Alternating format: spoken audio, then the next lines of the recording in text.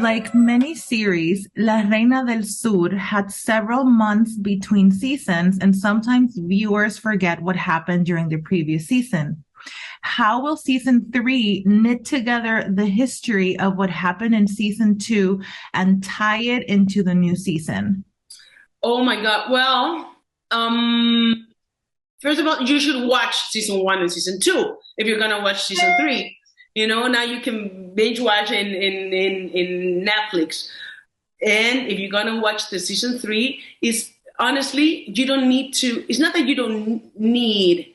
It will be better so you know the whole story. But this season is just such an amazing political thriller with action that you will understand the whole story just for watching this third season because as you just asked they totally like put together the whole two other seasons and just like I don't know they lo exprimieron there and season three is these two together but enhanced in so many ways. Perfect. So they squeezed it together. Squeezed it together, yes, thank you. All right. It is amazing how you took on the physical challenge of someone in solitary confinement. How did you prepare, and what were some of the challenges in achieving the physical expectations of someone in that situation? And do you think that physical change affected how you portrayed Teresa Mendoza? That's a great question. Well, first of all, it was really stupid because neither the showrunner or the director or nobody told me to get like that, you know, to lose so much weight and to be ripped. And nobody told me. It was something I wanted to do. And then I was like, oh my God, why did I do this? It's so hard for me to stay in that level of well in that weight also but you know the muscles and everything but for me in my head it's like I know Teresa Mendoza from the inside out and a woman like her being in confinement for 4 years, oh she's not gonna come out with a belly, you know, and so I wanted her to look amazing and because she's out for justice she has to look good and she has to be in great shape.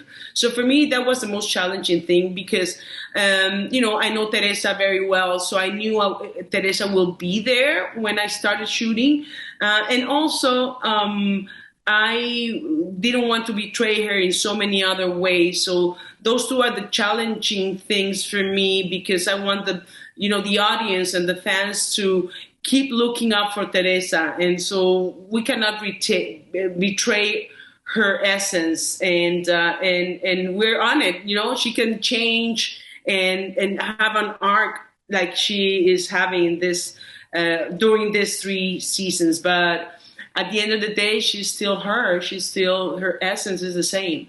Something that was interesting was that while Teresa was in solitary, she, instead of losing strength, she regained strength, right? How do you feel that you as Kate prepared physically to portray that Teresa who looks stronger even though she was in solitary, who decides to go out in the world with such strength? Well, revenge is one of the worst, but I think in this moment, she's not even thinking about revenge, but her daughter. That's all she thinks about, you know, and seeing her again, even though she knows she's doing fine and that she knows how to take care of herself. She's a young lady now, but I think that's what she wants. She wants to come out and see her daughter and she wants her to see her that good, you know, in a good shape, that she's not being through so much. Then can you imagine?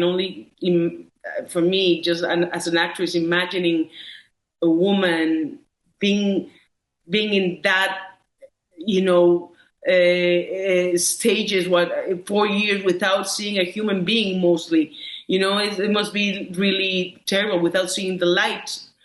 It would have been like crazy. But the only thing that could keep someone really cuerda de la cabeza, like sane, Same, yeah. is the love for her daughter.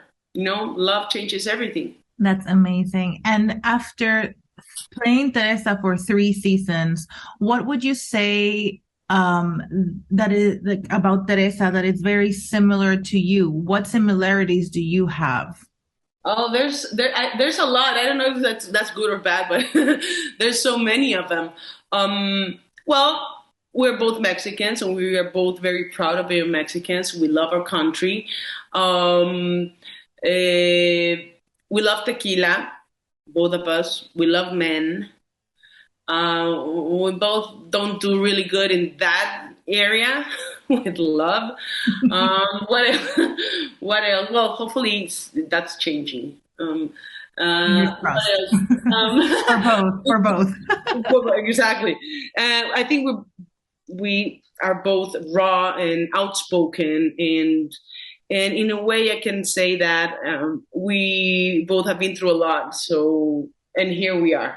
And what would you say are some of the characteristics of Teresa that you don't necessarily have that, and how would you prepare to tap into that personality of Teresa? Yeah, the first season was really hard for me because from being a very naive young lady, she becomes this cold woman, and she kills. Yes, to survive, or yes, because they deserved it, because it was people she's so damaged now. She's just had so much abuse in so many ways. So for me, that part of her, of being really cold and having to kill or take decisions about who lives and who dies, as well as any other character that I've played. I've played a human trafficker once, and I couldn't. I was like, oh my god, how am I gonna portray this? And one of the things that they teach you in acting classes is you can't judge your character, so you have to live in their shoes, or live as them, to understand and not judge it, or judge him or her. So that's what I did, but it took a while for me, because it's the anti-heroine, and I understand that she's flawed, and you know, uh, she has a lot of defects, but killing it comes to a different level. But you know what? She was living in a world that she didn't ask for, a destiny that she couldn't choose, and she became the best. And in that world that is ruled by men, you have to take decisions, and big decisions, to survive. So that's what she did. And what can you tease about La Reina del Sur 3? Is there anything that you can share that you think that might shock the audience? Oye, I already told you that she was in confinement for 4 years. What does she want? That's a lot already. That's a lot. But, That's a lot. but I can tell you that she's going to be undercover. Ooh. She's going to be undercover.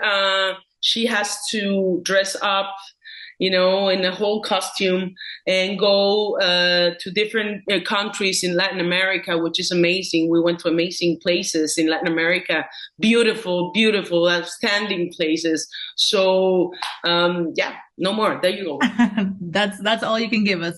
And real quick about Armas de Mujer, um, what can you share about this series? And would you describe it more as a dark comedy? Yes, definitely. That's a dark comedy. Absolutely. We just, find it funny when we laugh at our own tragedies. And I love that. I happen to do that a lot with with myself, and it makes it better. It makes life better. So yes, I love that comedy. Armas de Mujer. I love it because, first of all, I'm not the leading lady, which it means I don't have that much of a work. It's other three women that I love. I love working with women because it's amazing. And this four women that they don't get along or anything, but they have to find a way to I don't want to say much because I don't know if people have seen it or not. But anyway, so they have to find ways to survive too.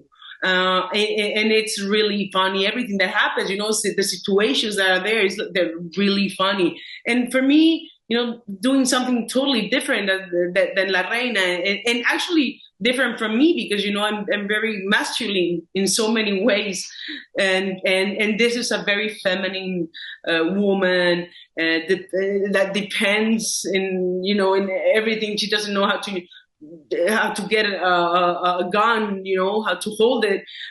All these things that for me are a lot of fun. And she's dispersed, she's space minded, and she's addicted to pills. So all those things add a lot for me as an actress to want to play it. So it's a really fun show.